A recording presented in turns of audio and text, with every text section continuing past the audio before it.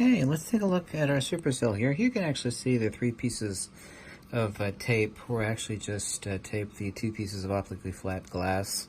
And of course right now I have the hardware LEDs. It's just shooting light into the interior of the mix of mouse milk and ferrofluid solution. And the mouse milk is acting as lubricant and surfactant. Of course the surfactant is also within the ferrofluid itself. Let's place the camera up here and take a close look at the magnetic field.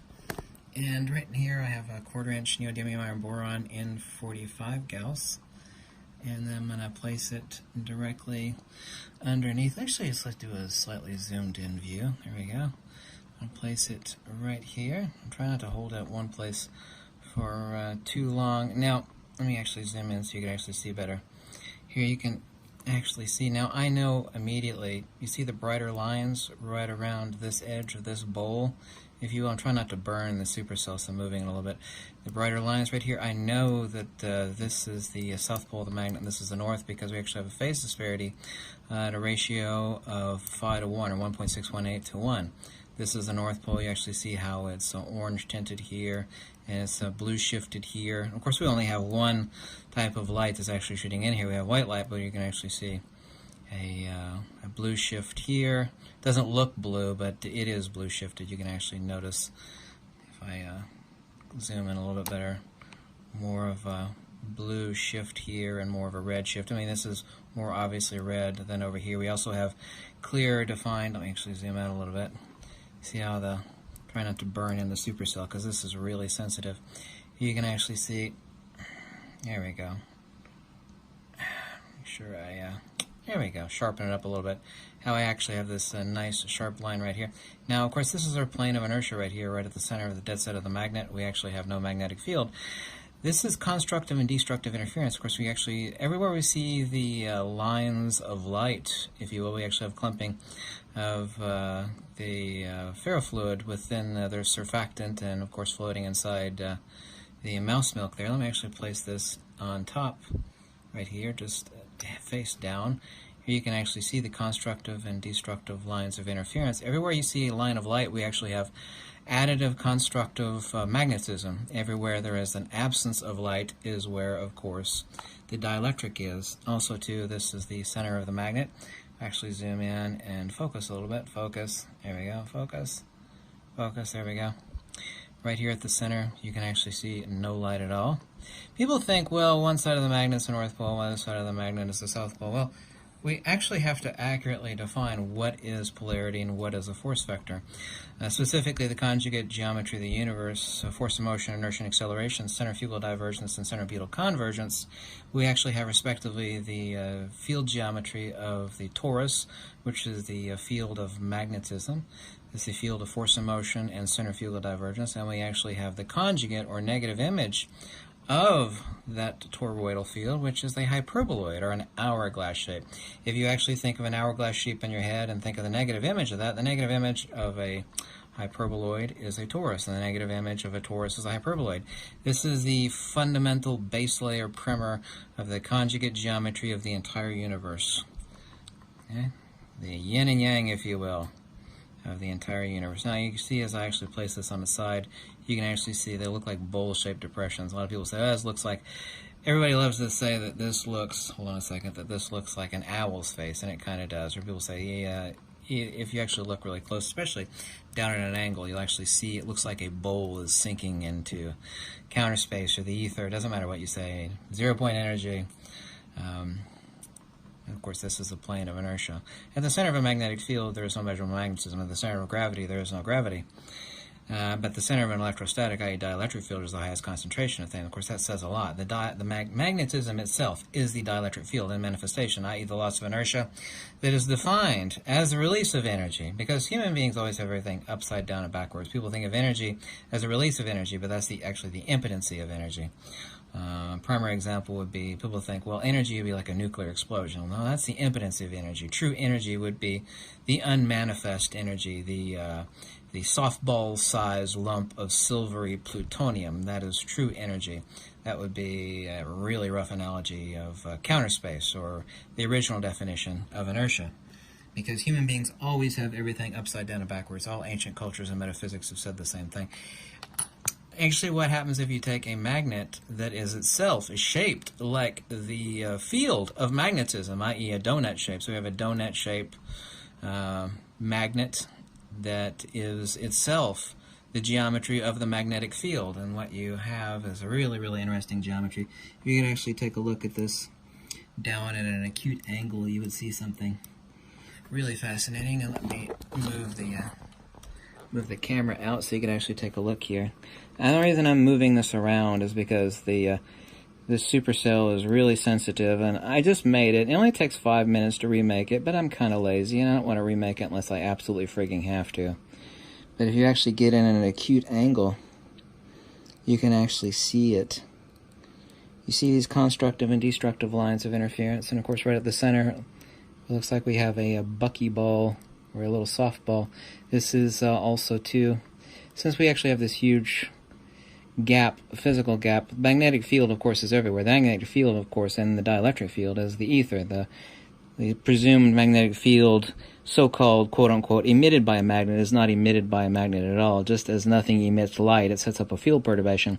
The point source coherency that defines the incommensurability of a magnetic field is not emitted by a magnet. However, the geomagnetic precession necessitates the phase shift or disparity, which exists at a ratio of 1 to phi, respectively North Pole and South Pole. That's geomagnetic precession, or is also called the l.e.n.r frequency. L.e.n.r frequency, by the way, is needed to calibrate magnetic resonance imaging machines. The average l.e.n.r frequency is 42.2 megahertz, I believe, cycles per second, 42.2. Let's place the camera back in this little caddy right here. There we go. And I'm going to show you something else. Let me move this magnet away here. I'm going to actually show you something interesting, and here we go. I got two little cube magnets here, little cylinder magnets, and I'm going to put them at mutual acceleration. There's no such thing as magnetic attraction, by the way. What we call, humans call magnetic attraction, actually is dielectric acceleration. Magnetism is by definition a denotation, force in motion.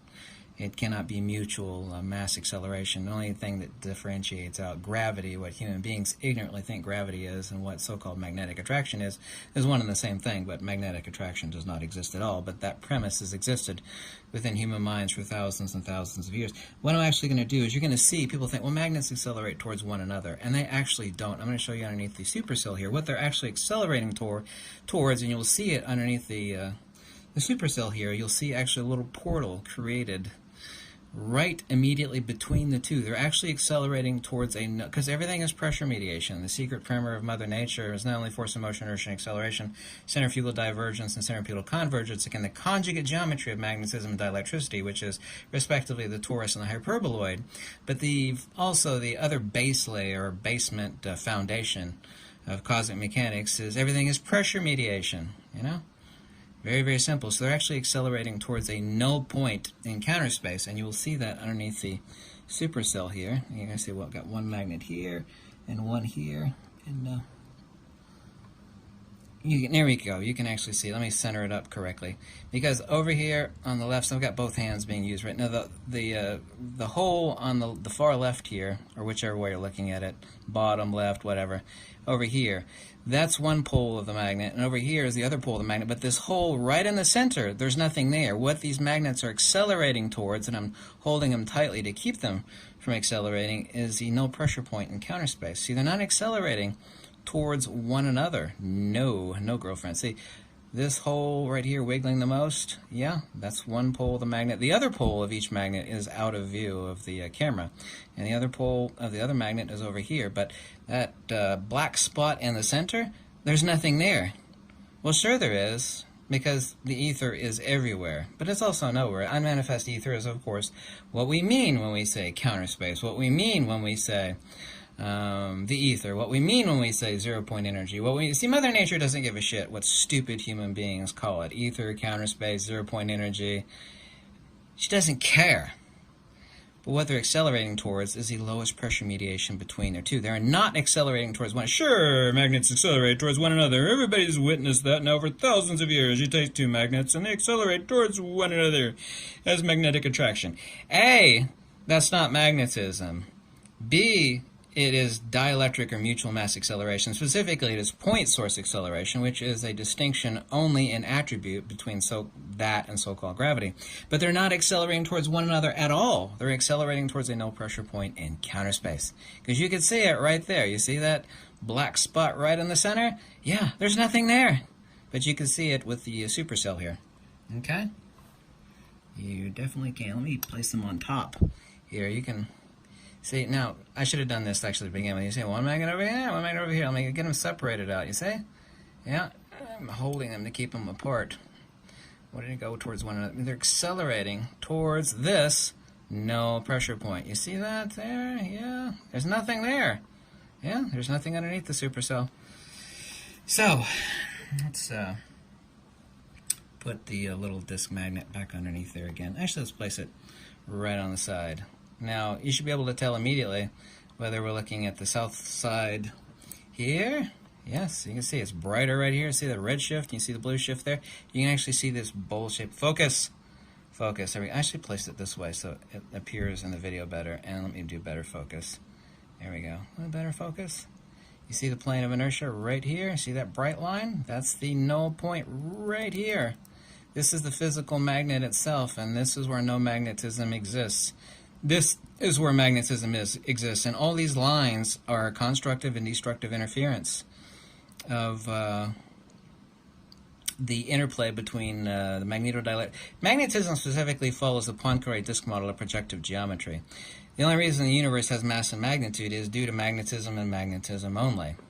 Like I said, it's a conjugate geometry of force and motion, inertia, and acceleration. Here we're actually looking at the toroidal geometry of magnetism, the force vector of centrifugal divergence.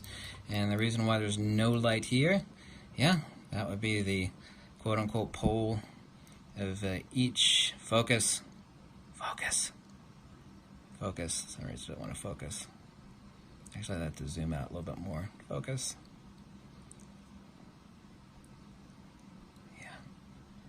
There we go. Focus. There we go. Camera's shaking. But anyway, actually, let me put slide the ring magnet back over top. And let me zoom in and let it do a focus check right there. There we go. You see that? You see these constructive and destructive lines of interference? Yes? Let me place it underneath the supercell. Oops, I dropped it there. Hold on. Sorry about that.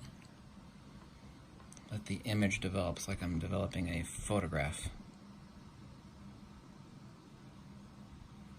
See that?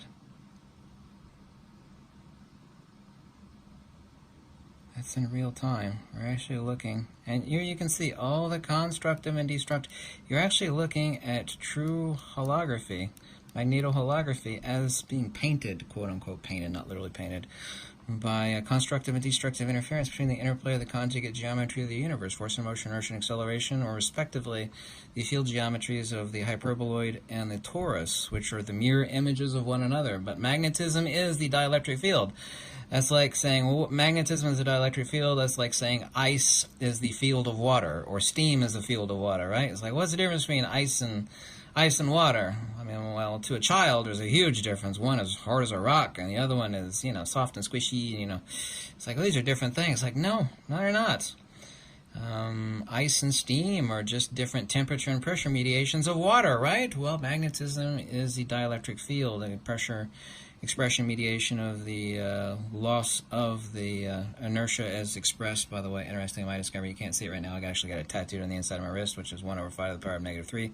The native aoristos dies, or the uncaused cause principle of the loss of inertia, or the extrinsic attribute of the dielectric, which is a discovery of mine in Plato's Republic 519d to 511.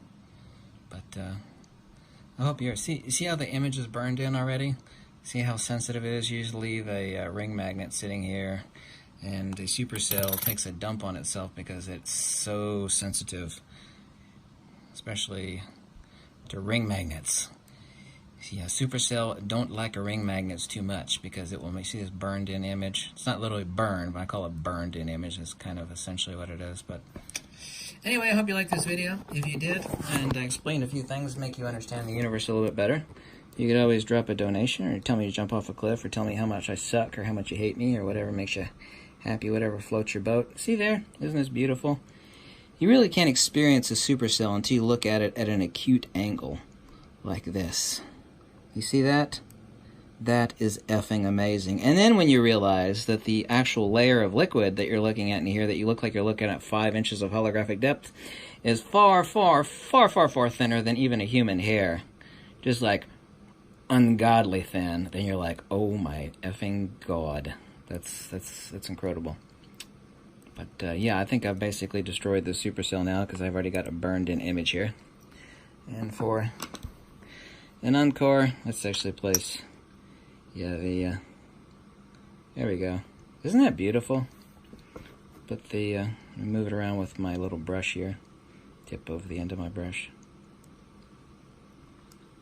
When it actually spun like that, what it did is it spun to the Earth's magnetic field. I placed it on there contrary to that, but here you can actually see right in the center that plane of inertia, right there. Actually, let me put it right here near the tape. I thought it would hold on the tape, but there we go.